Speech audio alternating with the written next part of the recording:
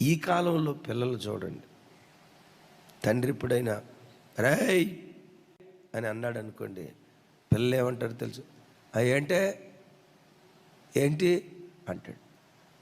ఇక ఏంటి అనేసరికి ఆ తండ్రి గుండె ఆగిపోయి వీడినేం అనకూడదురా నాయన అని అక్కడే నోరు మూసుకొని కూర్చుంటాడు.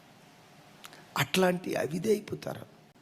ప్రతి తల్లి ప్రతి తండ్రి పిల్లల కొరకు ప్రార్థించేటప్పుడు, దేవా అవిధేయులుగా బ్రతకూడదు, మొండివారిగా బ్రతకూడదు, తిరుగుబాటుదారులుగా బ్రతకూడదు. తల్లిదండ్రులుగా మాకంటే విశేషంగా మీ మాటకు విధేయత చూపే విధేయత కలిగిన పిల్లలను మాకు దయచేయండి అని చిన్నతనం నుంచే విధేయత కొరకు మనం ప్రార్థన చేస్తే ఆ ప్రార్థన వాళ్ళ చుట్టూత ప్రాకారంగా ఉండి అవిధేయుడైన సాతాను వారిలో ప్రవేశించి వారు అవిధేయులు కాకుండా విధేయులకు పిల్లలుగా బ్రతకటానికి దేవుడు కృప చూపించును గాక.